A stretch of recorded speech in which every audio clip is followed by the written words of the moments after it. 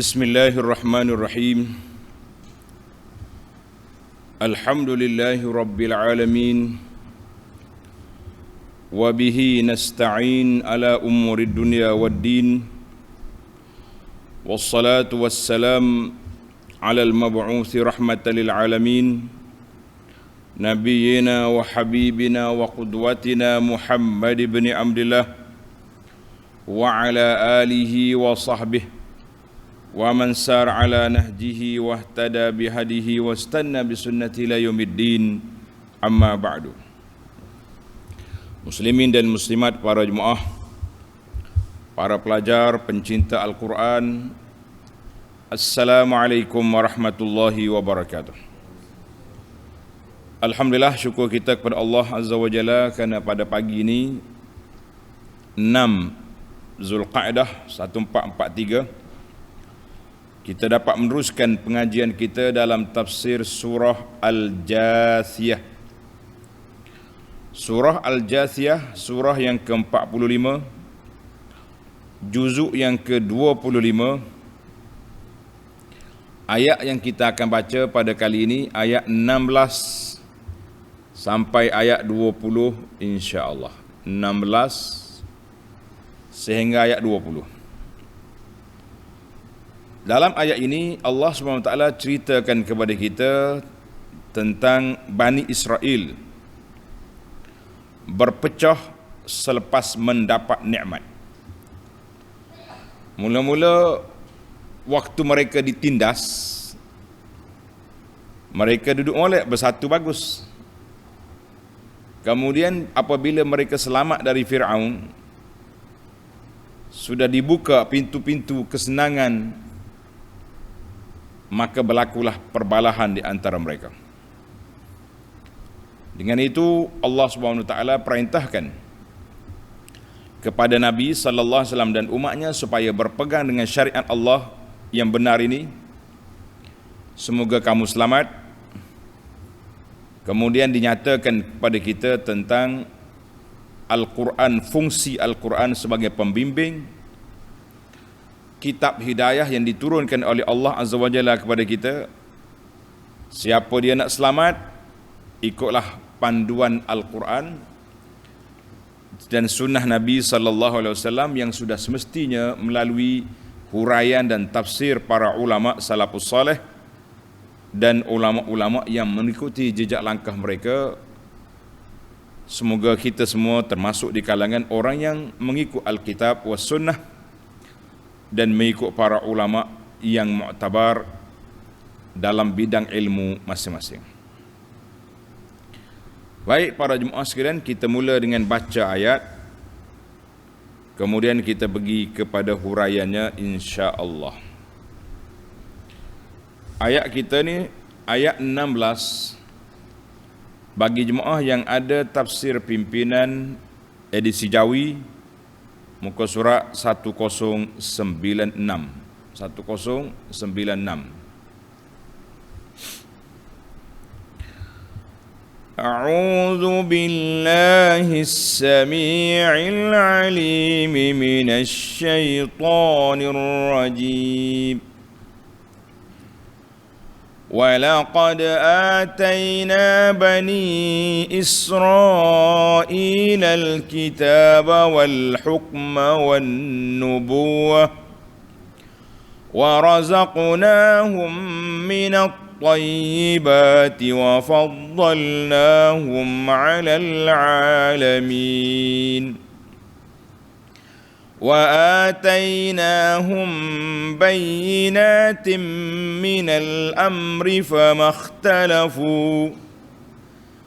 اختلفوا إلا من بعد ما جاءهم العلم بغيا بينهم إن ربك يقضي بينهم يوم القيامة فيما كانوا فيه يختلفون ثم جعلناك على شريعة من الأمر فاتبعها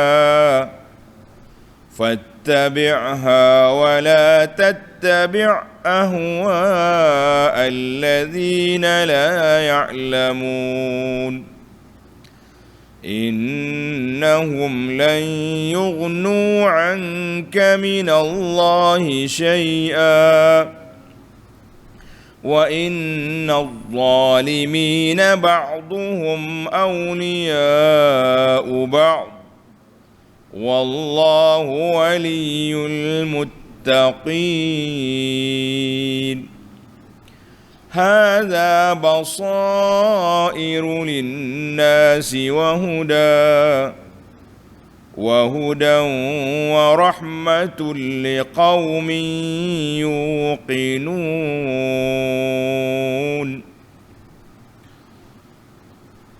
Balik semula kepada ayat 16.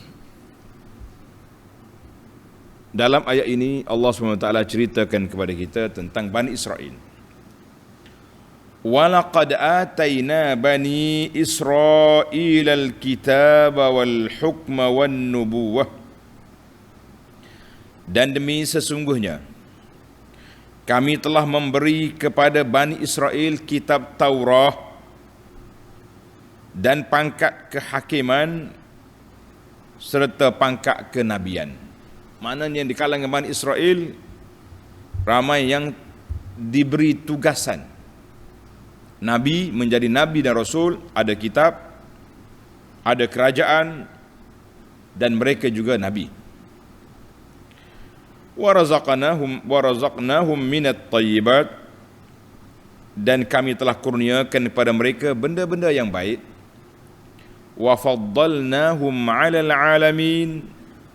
Serta kami lebihkan nenek moyang mereka di atas orang-orang yang ada pada zaman masing-masing. Tengok nota di bawah kata 1628, lihat ayat 47 dan 122 dari surah Al-Baqarah. Nah, ini dia panggil ilmu tafsirul Quran bil Quran. Ayat di sini mujmal secara ringkas, dalam ayat lain lebih detail, lebih tafsil, lebih terperinci. Juga ayat 140 surah Al-A'raf serta penjelasan nota kaki nombor 1618 mengenai ayat 32 surah Ad-Dukhan yang lalu. Jadi Tuan Syekh panel penulis pimpinan ni dia tak mau panjangkan Quran tafsir dia. Sebab tu dia punya nota kaki dia guna nombor dari awal sampai ke akhir. Senang kita nak rujuk balik. Tengok nombor sekian. Mana kita buat nota kaki setiap muka surat, tak jumpa cari dah. Jadi ini di antara cara susunan.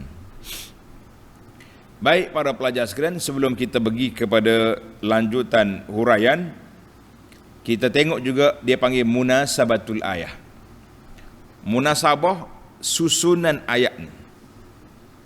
Ayat ini dengan ayat sebelum dia.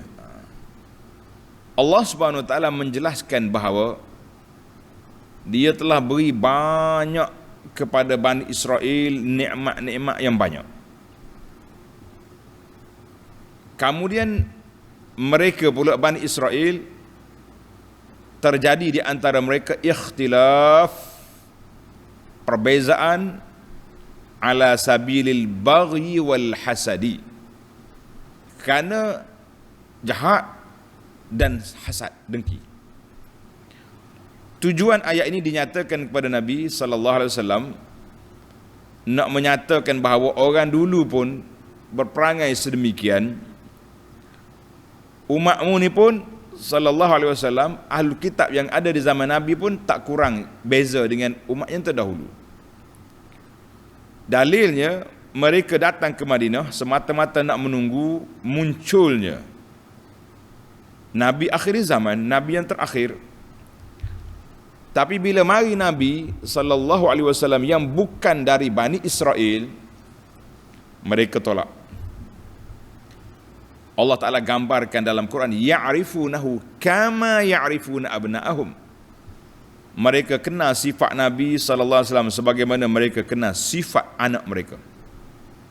Tapi malang, Kenapa mereka tolak Nabi? Hasadan min di anfusihim, kerana hasad yang ada dalam diri mereka, mereka telah menolak kebenaran yang dibawa oleh Nabi sallallahu alaihi wasallam. Kebenaran ditolak bukan dengan hujah, tapi dengan al-baghyu wal hasad, dengan jahat, perangai dan juga sifat dengki.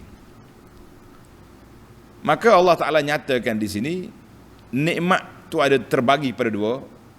Nikmat, satu dia panggil nikmat beragama, satu lagi nikmat dunia. Mana kalau kita dapat dua-dua, alhamdulillah.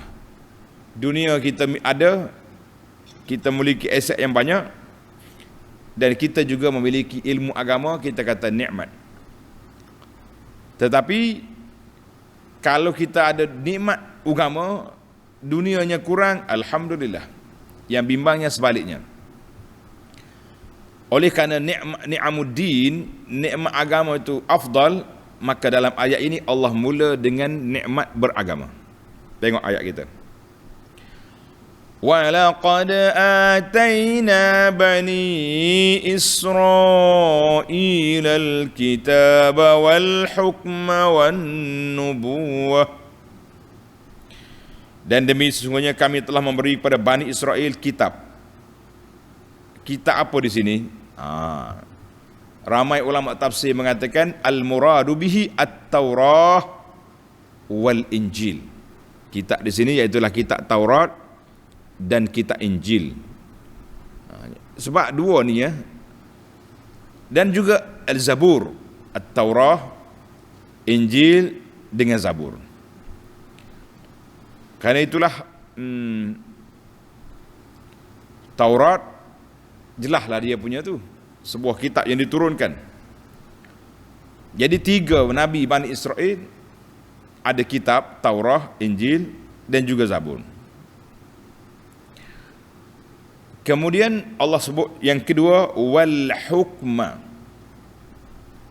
Al hukma di sini dalam kitab kita yang dia sebut pangkat kehakiman dalam terjemahan. Dalam huraian al muradu bil hukmi, ini pelajar kena tanda. Al muradu bil hukmi dalam ayat ini yang pertama al fahmu fil kitab. Allah Ta'ala beri kepada mereka kepahaman ilmu tentang kitab. Kitab Taurah, Injil yang diturunkan itu, mereka faham. Satu. Yang kedua, al-muradu bihi al-qada'u wa faslul khusumat bainan nas. Memang mereka ni di antara Nabi yang mahir dalam bidang kehakiman, bidang qada' dan memutuskan hukuman perbalahan di antara manusia. Jadi jelaslah kepada kita al-hukma dengan makna kefahaman dan juga dengan makna kehakiman. Dua-duanya boleh. Kata Ibnu Ashur, wa yasihhu an yakuna bi makna siyadah. Al-hukma dengan makna menjadi ketua. As-siyadah, jadi ketua. Annahum yahkumuna anfusahum bi anfusihim. Mereka menjadi ketua sama-sama dia. Sebab nabi-nabi dulu, kata dalam hadis Nabi kata bu'itsa ila qaumihi khassah. Nabi Bani Israel dihantar kepada kaum dia saja. Nabi sallallahu alaihi wasallam, wa bu'istu ila nasi kafah, aku dibangkit kepada manusia semuanya. Jadi jelaslah kepada kita dalam makna al-hukma dengan makna al-ilmu, dengan makna kehakiman, dengan makna qada dan juga dengan makna as-siyadah dengan makna bersifat ketua. Kita kata alhamdulillah. Itu anugerah Allah Ta'ala beri kepada mereka. Yang ketiga, wan nubuwata ay waja'alna fihim katsiran minal anbiya. Allah Ta'ala jadi dari kalangan Bani Israel ramai di kalangan mereka yang menjadi nabi. Jadi Nabi Bani Israel itu ramai. Selepas daripada zaman Nabi Ibrahim AS, melalui sulalah anak cucu dia, Ishaq, Yaqub, Yusuf, marilah Musa, mari melalui, dia panggil Anbiya Bani Israel. Dalam hadis kata kanat Banu Israel tasusuhumul anbiya. Bani Israel yang menjadi ketua mereka, yang menjadi pemegang tampuk siasah mereka, iaitulah para nabi. Bila mati nabi ni naik nabi lain pula. Ada nabi yang Allah Taala sebut minhum man qasasnahum alaik. Ada nabi Allah Taala sebut nama mereka. Dalam Quran ada nama. Wa minhum man lam naqsus. Ada nabi yang kita tak sebut. Sebab tu bilangan nabi ramai. Dalam hadis yang menyebutnya, walaupun hadis ini dibincangkan oleh ulama tentang sanad dia, iaitulah seramai 124,000. Ramai nabi. Rasul 313. Itu yang ketiga. Yang keempat, wa razaqnahum minat thayyibat, dan kami telah kurniakan kepada mereka benda-benda yang baik. Yani Allah Ta'ala beri rezeki kepada Bani Israel ni banyak perkara yang baik, yang molek-molek, halalan tayyiban. Contohnya di antara, tengok ayat surah Al-Baqarah ayat 58, wa zallalna 'alaikumul ghamama wa anzalna 'alaikumul manna wassalwa kulu min tayyibati ma razaqnakum wa ma zalamuna walakin kanu anfusahum yazlimun. Allah Ta'ala kata waktu dia sesak di padang pasir Sina, awan mari tudung, Allah Ta'ala turunkan manna wassalwa, getah macam madu gitu, dan burung. Jadi rezeki tu banyak.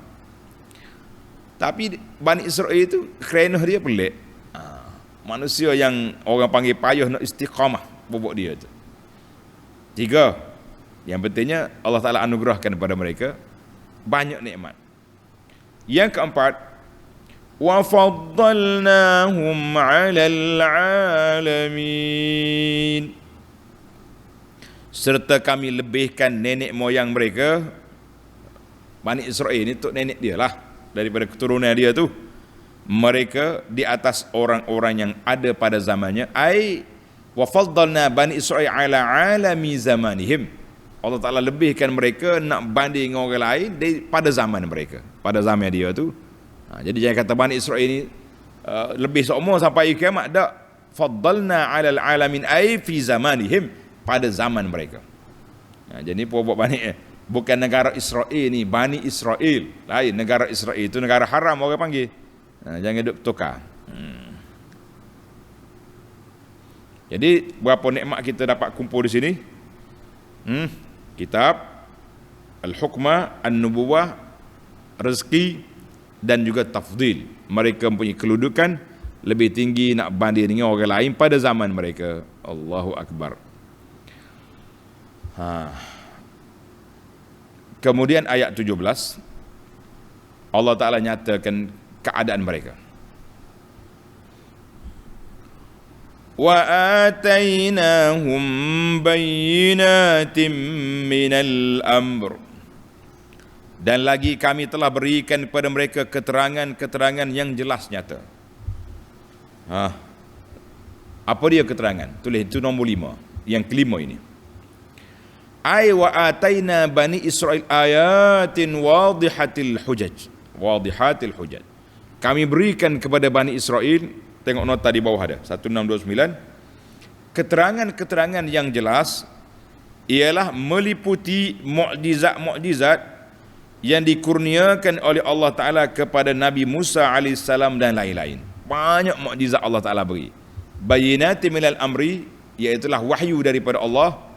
Tanzilut Taurah, turunnya kitab Taurat menjelaskan perkara halal dan haram, dan banyak hujah-hujah yang telah Allah Ta'ala kemukakan kepada mereka. Jadi ada kata dalalah mukjizat ini termasuk dalam mukjizat Nabi Musa AS, dan banyak lagi lah perkara-perkara yang Allah anugerahkan kepada mereka. Tapi apa boleh buat? Tengok, bila dia dapat keterangan yang jelas, mulalah timbul masalah. فَمَا اخْتَلَفُوا إِلَّا مِنْ بَعْدِ مَا جَاءَهُمُ الْعِلْمُ بَغْيًا بَيْنَهُمْ. Tengok, kami beri kepada mereka keterangan-keterangan yang jelas nyata mengenai perkara agama. Maka mereka tidak berselisihan dalam perkara agama itu, melainkan setelah sampai kepada mereka ajaran-ajaran yang memberi mereka yang mengetahui akan apa yang baik dan yang sebaliknya, seperti berpecah belah dan berselisihan berlakunya yang demikian. Jadi ilmu ada, tapi masing-masing nak tunjuk dia betul, dia kuat, maka berlakulah perkara yang tidak baik. Berlaku yang demikian kerana apa?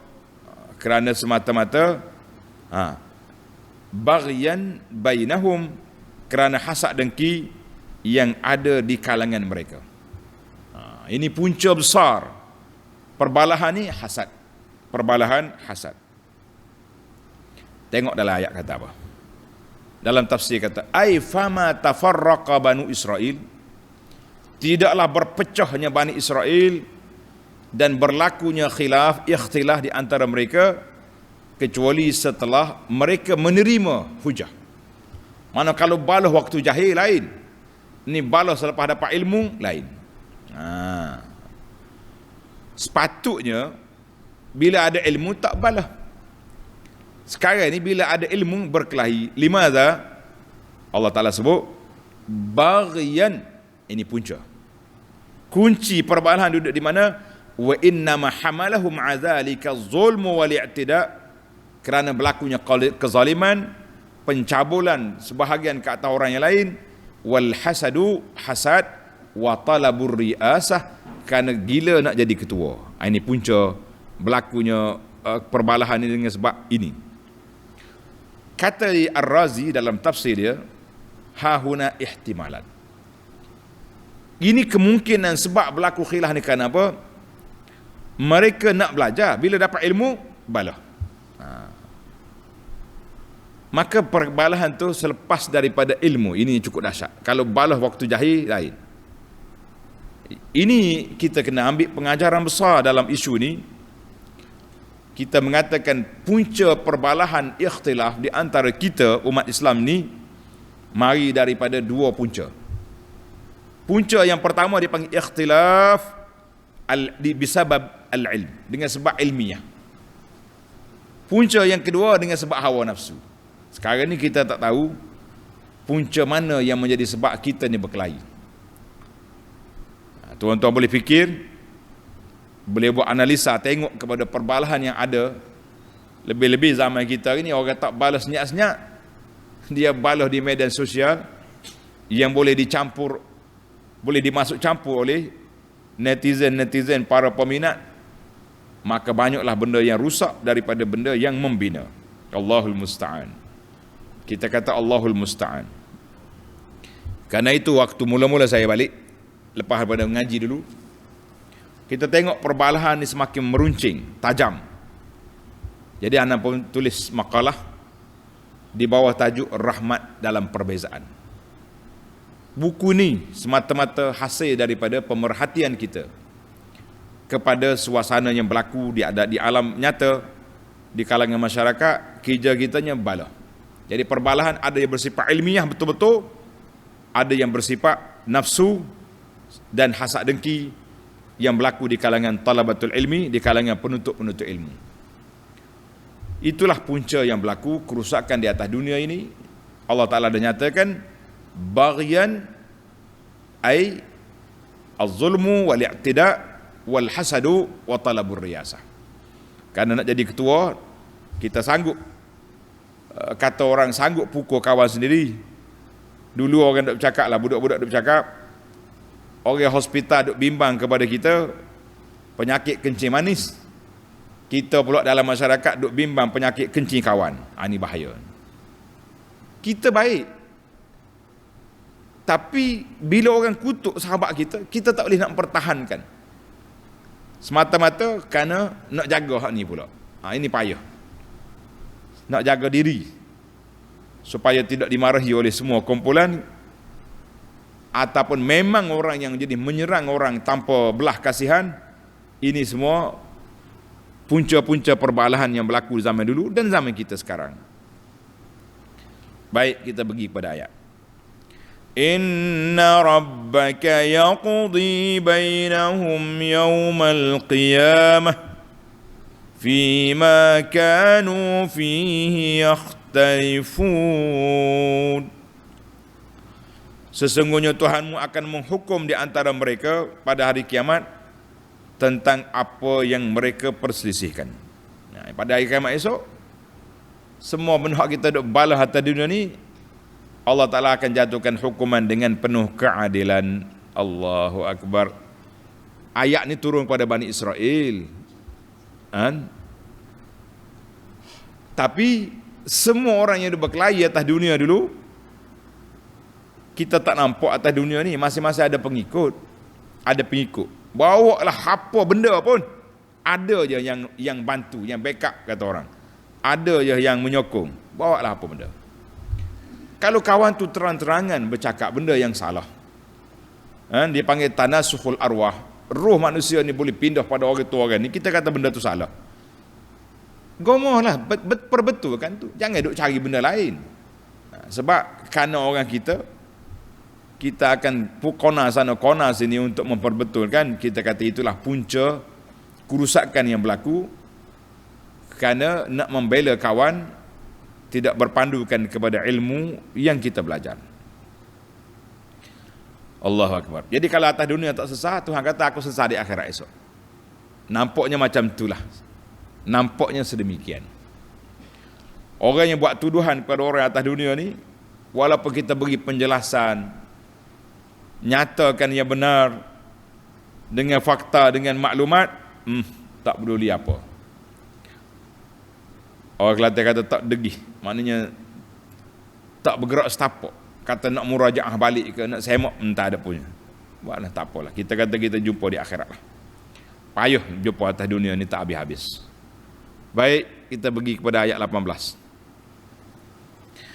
Thumma ja'alnaka ala syari'atin minal amr fattabi'ha wa la tattabi' ahwa alladhina la ya'lamun.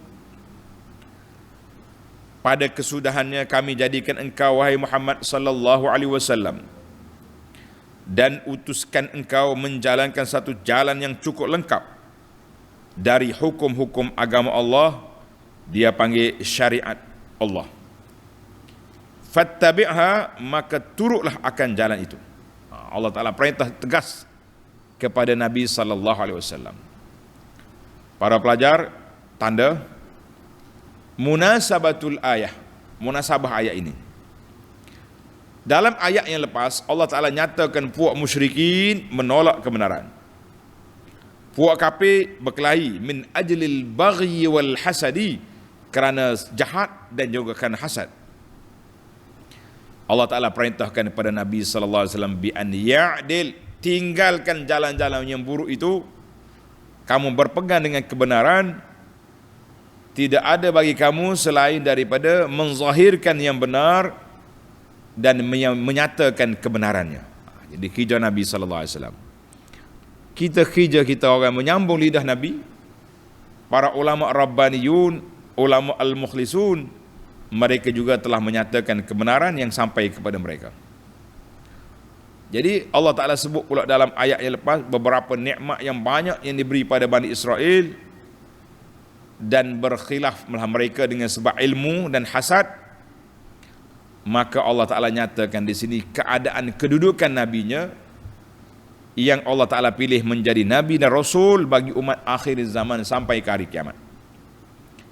Summa ja'alnaka, fokus, kami jadikan engkau ya Muhammad sallallahu alaihi wasallam.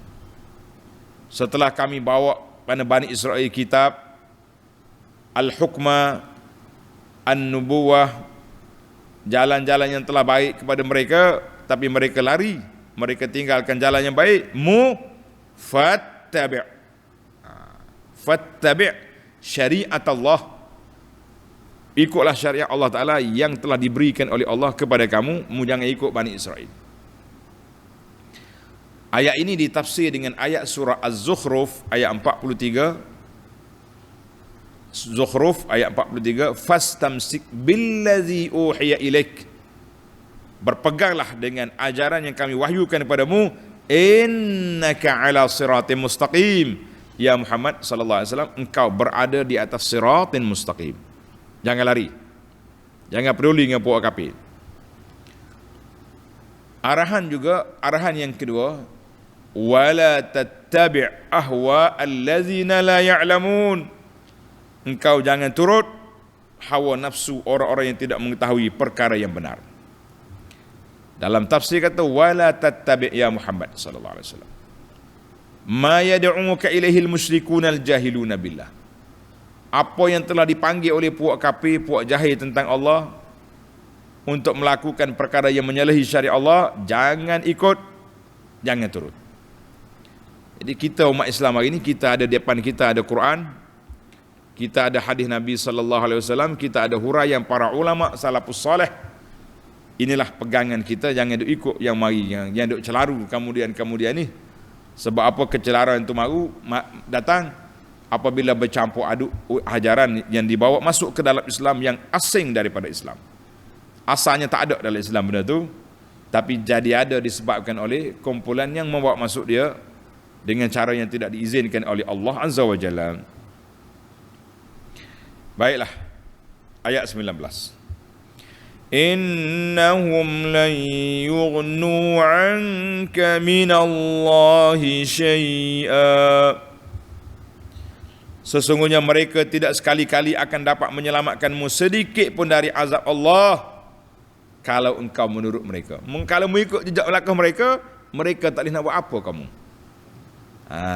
Tengok dalam tafsir, ai innal jahilin, puak-puak jahil yang mari duk ajak membuat benda karut tu, yang duk ajak kamu syirik pada Allah, apa, mereka tak boleh memberi manfaat di sisi Allah Ta'ala sesuatu pun, tak ada. Kalau kamu kena azab, kenalah kamu sekali dengan demo. Maknanya tidak ada apa-apa kebaikan. Jadi itu jangan ikut puak kafir, sebab mereka tak boleh nak memberi apa kebaikan kepada kamu. Wa inna adh-dhalimina ba'duhum awliya'u ba'd. Dan sesungguhnya orang-orang yang zalim itu setengahnya menjadi penolong dan penyokong bagi setengah yang lain dalam perkara yang salah. Jadi puak-puak zalim, dia duk main sama dia. Dia tak kira betul ke salah, yang penting orang kita mesti kita pertahankan, mesti kita difa'. Ini jadi masalah. Allah Ta'ala ajar kepada kita umat Islam, kalau walaupun kawan kita salah, orang yang kita hormati salah, jangan ikut, jangan dibela. Ni tidak ni mencari hujah sana sini, kona sana sini untuk nak memperbetulkan kesalahan yang memang jelas salah. Jangan duk main. Wallahu waliyul muttaqin. Dan sebaliknya Allah menjadi penolong dan pelindung bagi orang-orang yang bertakwa, yang engkaulah pemimpinnya. Allah wallahu nasirun wa mu'inun lil muttaqin. Allah Ta'ala akan beri pertolongan dan bantuan pada orang muttaqin yang menjauhi perkara yang dimurkai oleh Allah Azza wa Jalla dengan cara mengikut arahan dan menjauhi segala larangan. Jadi kita kalau kita nak selamat, apa dia? Ikut arahan Allah Azza wa Jalla, jangan ikut arahan puak-puak yang ikut hawa nafsu. Jangan ikut perkara-perkara yang tidak baik, kan? Jadi Allah Ta'ala kata dua benda di sini. Wa inna zalimin, az-zalimin lawan dia muttaqin. Jadi jelaslah zalimin itu dengan makna orang yang syirik terhadap Allah Azza wa Jalla. Itu kezaliman yang paling besar. Kezaliman yang paling besar, inna syirka la zulmun azim. Sebagaimana yang telah dihuraikan oleh Sayyidina Luqman. Luqman kata, inna syirka la zulmun azim. Syirik adalah kezaliman yang sangat besar. Jadi kalau kamu nak keluar daripada kezaliman yang besar, jadilah kamu orang yang muttaqin, orang yang bertakwa kepada Allah Azza wa Jalla. Baik, bila kita nak takwa, kita nak jadi orang baik, bagaimana cara? Maka Allah Ta'ala beri pada kita ayat 20 ni, cara solusi yang terbaik yang boleh menyelamatkan kita. Tengok ayat 20. Hadza basairu linnas wa hudan wa rahmatul liqaumin yuqinun. Hadza basair. Hadza ay Al-Quran, menjadi panduan-panduan yang membuka mata hati manusia. Itu salah satu daripada doa Nabi, Allahumma ja'al Quran rabi'a qulubina. Ya Allah, jadikan Quran ini tempat yang subur, yang boleh menyuburkan hati kami dengan keimanan kepada Allah Azza wa Jalla. Ada doa yang kita dah selalu baca, Allahumma ja'al Quran rabi'a qulubina, yang menghilangkan duka cita kami, yang itu dia panggil peranan Al-Quran. Sentiasalah kita berdoa, minta Allah Ta'ala jadikan Quran ini sebagai panduan dan penenang dalam hidup kita. Allah kata hadza basairul linnas, ay hadzal Quran. Tulis, Al-Quran ini menjadi panduan yang membuka mata hati manusia. Satu, tulis nombor satu, peranan Al-Quran. Ay hadzal Quran dalail sati'ah, dalil yang jelas yang memandu, menyuluh manusia ke jalan yang benar, menjauhkan mereka daripada perkara yang batil, memperkenalkan mereka benda yang betul, dan menjauhkan mereka daripada benda yang salah. Alhamdulillah, itu fungsi Al-Quran, basair. Yang kedua, wahudan. Al-Quran, wahadzal Quran yahdi ilal haqqi. Al-Quran juga menjadi pemandu kepada jalan yang benar di dunia, wa ilal jannati fil akhirah, dan jalan yang benar menuju ke syurga di akhirat. Jadi ayat ini Allah kata apa? Innama kana hudan, dia Quran itu menjadi petunjuk kerana orang yang ikut dia akan sampai dua tempat. Di atas dunia sampai ke jalan yang benar yang dikehendaki oleh Allah. Di akhirat kita akan sampai ke syurga yang dijanjikan oleh Allah Azza wa Jalla. Dua, yang ketiga, wa rahmatun. Al-Quran juga menjadi rahmat kepada siapa? Kepada di dunia ini dan juga di akhirat. Liqaumin yuqinun, bagi dan menjadi hidayah, petunjuk serta membawa rahmat bagi kaum yang meyakini kebenarannya. Itu mana muqinun. Kalau orang tak yakin, dia baca Quran, dia tengok Quran, dia guna Quran tapi tidak menggunakannya dengan cara yang baik. Ana ada satu buku jadual bahasa Arab. Cantik buku ni, comel. Tapi ditulis oleh siapa? Seorang Nasara namanya Antoine Dahdah. Anthony kata. Lama tak sebut. Kafir. Tapi dalam buku ni semua maklumat dia istishhad bil Quran. Dia menggunakan ayat-ayat Quran untuk nak menguatkan hujah dia, tapi dia kafir. Nak kata apa? Sebab tu Allah Taala sebut liqaumin yuqinun, bagi orang yang terima Quran dengan keyakinan hati dia bahawa Quran itu benar min indillah, dan dia juga beriman dengan apa yang ada dalam kandungan Quran.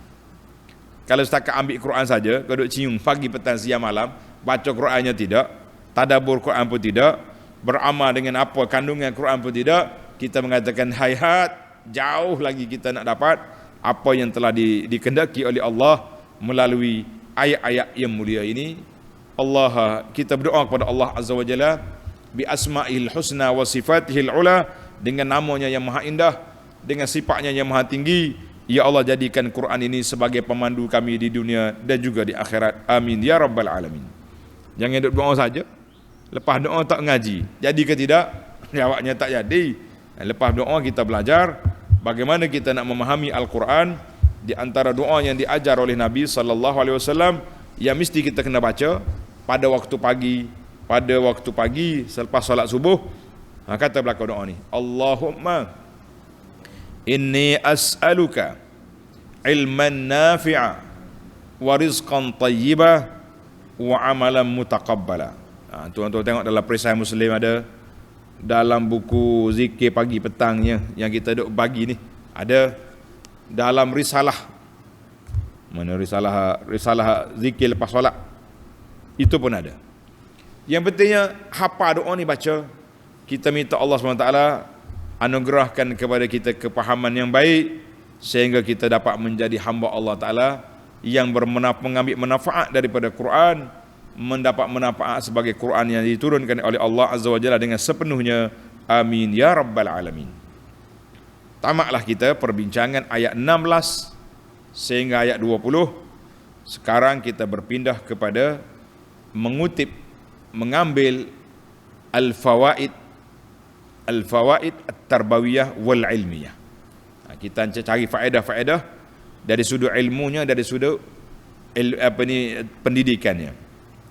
Tengok ayat yang pertama. Ayat 16, walaqad ataina bani Israil al-kitab wal hukma wan nubuwah ila akhiril ayat, sampai ke ayat 16. Ulama tafsir, ulama tadabbur mengatakan zakar jalla wa ula fi hadhihi al-ayah. Dalam ayat ini Allah Taala menyebut beberapa kelebihan Bani Israel nak banding dengan orang lain pada zaman dia.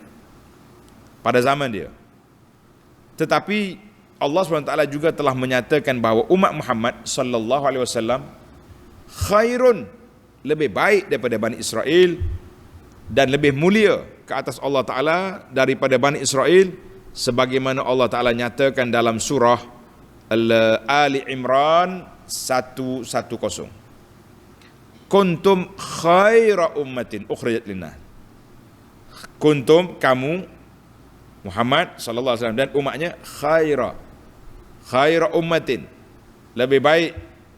Fa khairun sighatut tafdil. Kalimah khair lafaz yang menunjukkan kelebihan. Wal ayatu nassun sarihun.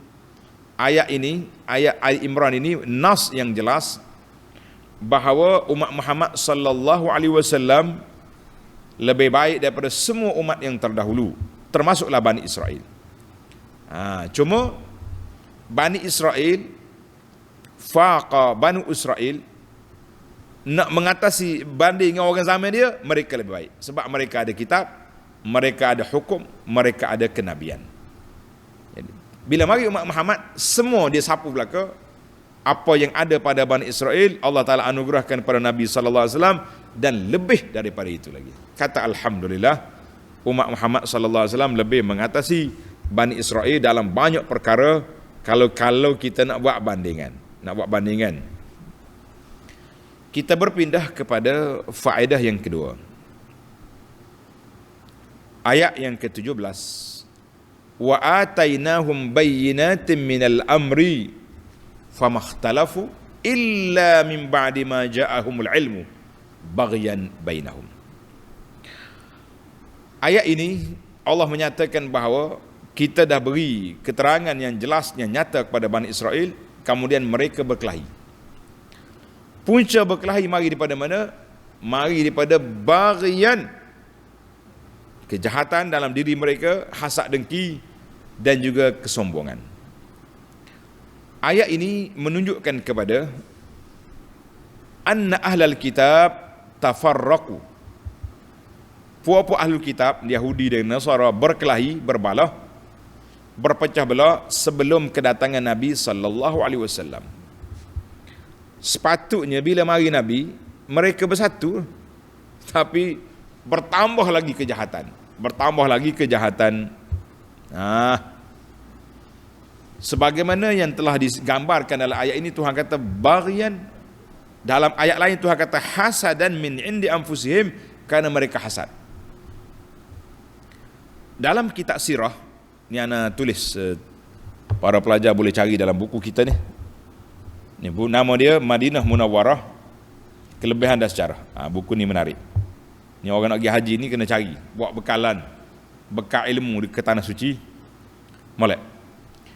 Dalam kitab ni kita cerita tentang kedatangan ahlul kitab Yahudi ke Madinah. Kenapa dia datang? Sebab dia baca dalam kitab Taurah, Nabi akhir zaman akan lahir di bumi yang banyak pokok tamar. Dan batu dia batu kerikil, batu hitam. Dia mari sampai Madinah tengok, di sinilah tempatnya. Kenapa? Tamak dalam diri dia mengharapkan orang yang akan dibangkit nanti dari kalangan anak cucu Bani Israel. Tak apalah, mengharapkan benda baik, kita pun tak boleh marah. Ya. Ya, jadi masalahnya bila Nabi bangkit, bukan orang kita, bukan geng kita, bukan keturunan kita. Ketua Yahudi di Madinah nama dia Huyai bin Akhtab. Huyai bin Akhtab. Tulis nama kepala penjaga ni. Anak dia nama Safiyah. Huyai ni bila dia dengar Nabi datang, ni Safiyah cerita lepas dia masuk Islam. Ayah dia keluar dengan adik dia, pergi siasat siapakah Nabi yang baru sampai Madinah tu. Pergi, pagi lagi balik gelap. Safiyah kata balik dua beradik ni tak bermaya pada waktu petang. Nampak lembek, stres kata orang. Adik dia tanya Huyai, huwa. Ni bahasa Arab ni sedap ngaji. Huwa Huyai, kalau kita kat bang, dia dah kata tu. Memang confirm ke dia? Dan hak dalam kitab Taurat tu dia. Muhammad hak kita pergi tengok tadi. Huyai kata, ya, betul dah dia. Dalam kitab Taurat aku tengok sifat dia tadi, sah dah dia. Kata dia adik dia, ma mauqifuna, apa sikap kita? Kata dia Huyai, adawatuhu ba'in baqitu, wallahi adawatuhu in baqitu. Dia bersumpah, demi Allah aku akan lawan dia selagi akan hidup. Subhanallah. Allah Ta'ala tutup pintu hati dia. Dia jumpa Nabi, dia kenal Nabi, tapi dia tak mau ikut. Inilah punca famakhtalafu, mereka balah selepas mereka ada keterangan. Ini cukup jahat. Ini kalau balah tak ada keterangan lain, maka kerana itulah dalam ayat ini juga Allah Ta'ala peringatkan kepada kita, la yaghtarral mubtil. Janganlah kita ada nikmat dunia kita rasa Allah sayang kepada kita. Jangan. Kadang-kadang Tuhan bagi nikmat-nikmat yang banyak kerana nak menguji kita, adakah kita sabar, adakah kita syukur, ataupun kita tidak. Na'udzubillah min ghadabillah, kita minta berlindung dengan Allah daripada kemurkaan Allah Azza wa Jalla. Jadi orang Yahudi punah dengan sebab apa? Dengan sebab ikut hawa nafsu dia. Jadi untuk keterangan buku tadi, satu lagi kembar dia cantik, iaitulah buku sejarah Mekah, Makkah Al-Mukarramah, Kelebihan dan Sejarah. Ini orang nak pergi haji kena ada 2 buah buku ni. Tak boleh baca, tak sempat baca di Malaysia, baca di Mekah. Sebab Mekah ni banyak masa. Pukul 2 pagi pergi dah masjid. Nah, kita baca Quran, nak berasa mengatuk, baca buku cerita sikit. InsyaAllah mudah-mudahan ada manfaat. Baik. Kita berpindah kepada faedah yang ketiga, ayat 18. ثُمَّ جَعَلْنَاكَ عَلَى شَرِيعَةٍ مِّنَ الْأَمْرِ فَاتَّبِعْهَا. Allah SWT kata, mu ikut syariat aku, ikut dia, jangan ikut hawa nafsu. Di sini kata di para ulama tafsir, annal muta'abbid lillah, orang yang mengabdikan diri kepada Allah tapi dia tak mau ikut Nabi SAW, seperti ada kumpulan anti hadis, fa innahu la tuqbal ibadatuhu, ibadat dia tidak diterima. Mu nak terima mesti ikut Nabi SAW. Ni ada dia panggil puak-puak Quraniyun. Puak-puak Quraniyun, puak-puak yang mendakwa ikut Quran saja. Ini ajaran sesat nama dia ni. Jangan duduk kata, kita ni ahli Quran, ni ahli Quran. Ahli Quran apa? Quran mengarahkan kita supaya ikut Nabi sallallahu alaihi wasallam. Tiba-tiba dia kata Nabi itu manusia, kenapa kita mau ikut dia? Hey, dia punya ayat penyelewengan dia cukup dahsyat. Itu satu, anti hadis. Kumpulan yang bahaya yang kedua pula, asalkan hadis. Itu bahaya juga. Hey, dia jumpa dalam buku ke, dalam apa kitab ke, sabda Nabi pakai jadi belaka. Walaupun disemak dalam halah kitab-kitab hadis, ia mengatakan ini hadis palsu ni, palsu pun hadis juga. Sebab itulah ana buat satu analogi, jangan marah. Kita kata jangan tuan-tuan samakan hadis palsu dengan gigi palsu, jangan sama. Gigi palsu kalau dia ada comel. Nah, kita nak senyum kau apa sedap kata tidak tenganga nampak. Nah, tapi kalau hadis palsu jangan nampak cantik. Nampak cinta Nabi tapi hadis itu palsu, kita kata lak. Jadi punca perbalahan sama-sama kita atas dunia hari ini, sama-sama umat Islam ni kerana punca masadirut talaqi, sumber tempat kita belajar.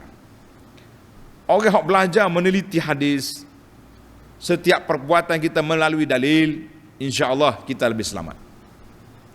Tapi kalau kita belajar sekadar guru saya kata, dalil dekat mana? Tak payah cari dalil lah, bagai kasyaf belaka. Ni jumpa bagai pelik.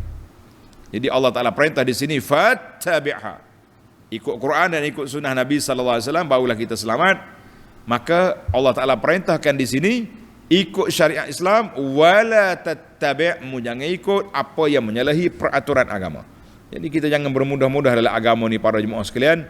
Asal orang kata apa jadi belaka, kita kata la, bukan semua benda yang orang cakap boleh diterima walaupun di atas nama agama. Sebab itulah saya letak satu kaedah yang cantik yang digariskan oleh para ulama kita dalam mencari kebenaran. Tengok apa yang orang cakap, jangan tengok siapa yang bercakap. Kalau tengok siapa bercakap, kita akan jadi ta'assub. Oh ni tak boleh ni, tak boleh bantah ni. Guru yang mulia cakap. Walaupun guru yang mulia itu merapu, cakap yang tidak ada dalil, tapi oleh kerana guru yang mulia, kita dah tabah dia mulia, kita dah lantik dia sebagai wali min auliya'illahi salihin, kita kata cukup dahsyat. Cukup dahsyat. Semua buat dia ni tabah wali belaka. Wali kutub, wali abda, wali apa, ya. Kita kata memang kita ni kalau ada anak perempuan, kita akan jadi wali belaka insya-Allah. Tarah wali kita. Ada kawan saya tu, anak dia perempuan belaka. Kita pegurar kata ni wali besar ni, wali besar. Sebab dah 5 orang jadi tu wali, tak besar apa. Saya anak perempuan seorang, wali kecil lagi tanya. Ini ayat gurau ya. Wa ila mengatuk kata orang. Baik. Dalam ayat yang sama lagi, summa ja'alna ala ja'alnaka ala syari'atin minal amri fattabi'ha wa la tattabi' ahwa alladziina la ya'lamun. Dalam ayat ini ulama tafsir mengatakan tahrimul ifta' fi dinillahi birra'yi. Haram mengeluarkan fatwa dalam hukum agama dengan nafsu, dengan pandangan nafsu semata-mata yang menyalahi peraturan syarak. Jangan. Sebab itulah mufti dahsyat.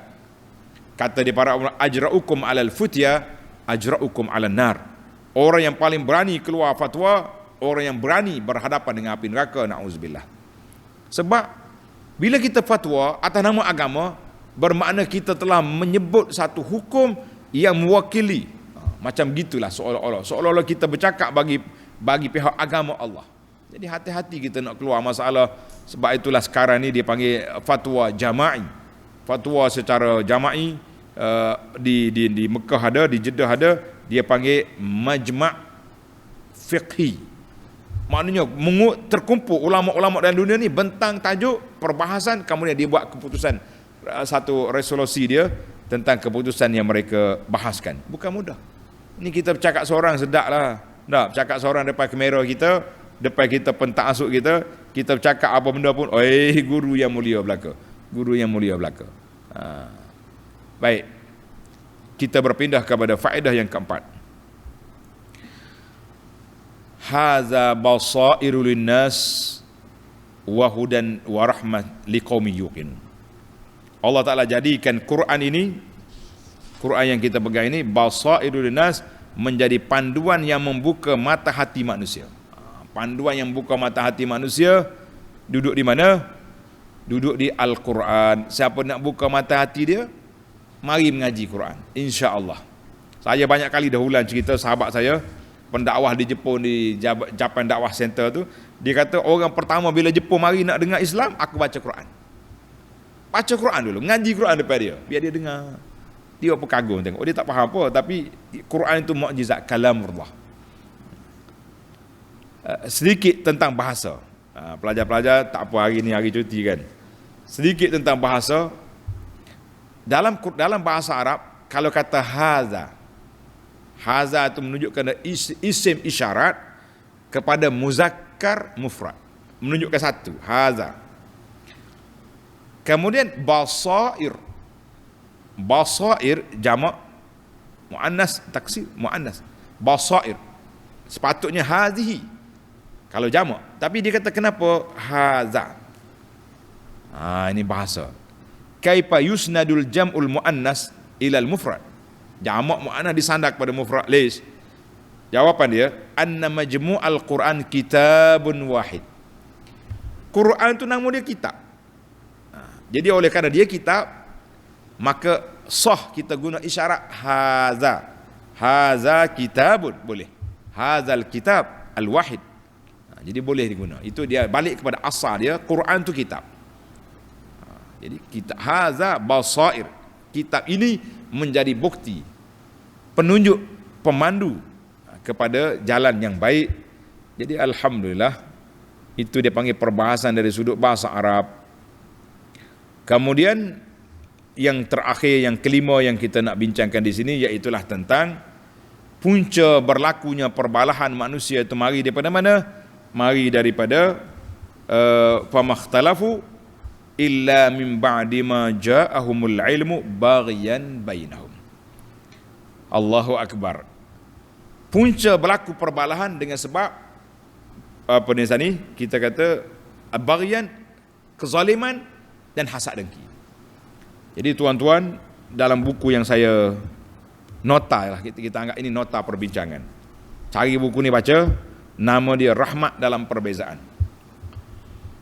Ana sebut dua punca manusia berbalah. Punca yang pertama, al-khilaf, berikhtilaf kerana ilmu. Ini yang berlaku kepada imam-imam Ahlus Sunnah yang berkhilaf. Sebab itulah zahirnya 4 mazhab dalam Islam. Sebenarnya bukan 4. Imam mujtahidun ada 13 imam. Lain daripada 4, ada lagi Hasan Basri, As-Thawri, Abu Thawr, Al-Auza'i. Jadi ulama-ulama yang ramai. Mereka berikhtilaf kenapa? Sebab tafawut dalam menafsirkan nas. Nas satu. Macam ikhtilaf mazhab Syafi'i dengan mazhab lain dalam masalah batal wuduk sentuh perempuan. Kita ambil wuduk sentuh isteri kita dengan kulit, batal wuduk. Kenapa ya Syafi'i kau batal? 3 mazhab tak batal. Imam Syafi'i dia pegang dengan ayat aula mastumun nisa. Kalau kamu sentuh perempuan, batal. Jadi mereka berikhtilaf dengan ilmu. Kata di Al-Imam Al-Khalifah Az-Zahid Umar bin Abdul Aziz rahimahullahu ta'ala, dia kata, aku suka kalau sahabat-sahabat berbeza pandangan dalam satu-satu masalah. Maknanya Ibnu Abbas kata boleh, Aisyah kata tak boleh, contohnya khilaf. Sebab bila mereka berikhtilaf, dunia terjadi luas. Tapi law ijtama'u law ittafaqu, kalau semua sahabat ittifaq jadi ijma', satu lorong je. Siapa dia menyalahi, orang tu dalam bahaya. Itu je. Tak apalah, dalam bab ilmu kita ikhtilaf. Tapi yang jadi masalahnya berikhtilaf dengan sebab hawa nafsu. Kenapa awak lawan dia tu? Sebab dia bukan geng saya. Kenapa bukan geng kita? Sebab dia, kadang-kadang yang tidak geng itu bukannya besar pun isu. Dia solat lepas maya tak sapu muka. Jatuh hukum lalu dah. Apa ni, tak baca bismillah kuat ya contohnya masa solat, dia jadi dah. Kita kata ini dia panggil ikhtilaf kerana hawa nafsu. Dan yang duk berkelahi sama kita ini kebanyakannya ikhtilaf bisa babil hawa, dengan sebab hawa nafsu, bukan dengan sebab ilmu yang sepatutnya. Jadi kita ringkaskan cerita, tuan-tuan tengok dalam nota yang saya tulis, nama dia Rahmat dalam Perbezaan. Mudah-mudahan ada panduan, ada manfaat kepada kita dalam menangani masalah yang sangat bergelora di zaman kita ni. InsyaAllah kita akan sambung lagi perbincangan ayat 21 dalam siri yang akan datang. Subhanakallahumma wa bihamdika asyhadu an la ilaha illa anta astaghfiruka wa atubu ilaik. Wa sallallahu ala nabiyyina Muhammadin wa ala alihi wa sahbihi ajma'in. Walhamdulillahi rabbil alamin. Wassalamu alaikum warahmatullahi wabarakatuh.